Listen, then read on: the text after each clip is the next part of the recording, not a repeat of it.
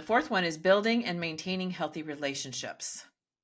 That's a tough Yeah. one. That's a tough one. Because for me, it was tough for me to get back into relationships because that hurt. That really hurt when I got Mm. rejected. I understood what their position was, but it was really painful. And it was challenging until I worked through it in my head to rebuild or to build new relationships. Yeah, it can. And there's a really good framework from a book I read called The Science of Stuck. I'm forgetting the author's name. I think it was Mm, Britt something. Not a book about deconstruction, but she has yeah. a whole chapter on adult friendships that I think is really Ooh. helpful for people who are deconstructing to read. But something that she talks a lot about is understanding the role that your friend in your life or this relationship plays in your life. And something Mm, that is really unfortunate when you leave a high control religion is there tend to be at least a couple people in your life that can no longer be really deep emotional confidants for you, at least on the subject of what you're going through for faith deconstruction. Um, this is something that I really detest high control religions for, but it just is what it is. They tend to make it very difficult for people to hear any criticism or negative experience with the religion without that person then internalizing as an insult. And so if I talk to somebody who's a very active, devout Mormon about my religious trauma, for example, I might not be even criticizing their church on the surface, but them hearing how negative my experience mm-hmm. was with the church could very naturally make them defensive. And so it's not really a safe setup for me to be able to have a connecting conversation with them, right?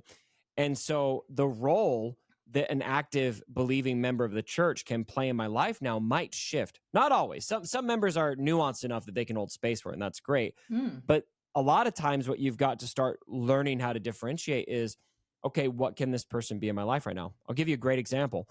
One of my best friends, and I mean this, one of my best real life friends is the sitting bishop of the ward that my wife and kids still go to.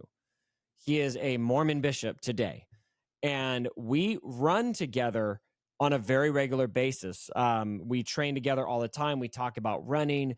We talk about sports. We're both big sports fans. We pay attention to football and basketball and a bunch of other sports.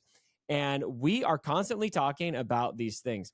Now, while he understands my spiritual journey on some level and understands where I'm at and that I've left the church, etc., it's not really a topic that we connect over, right? Because we Right. just respect that we're in totally different places. We're probably not going to connect over that. Right. But does that mean that our friendship, that our relationship is worthless now? Mm. No.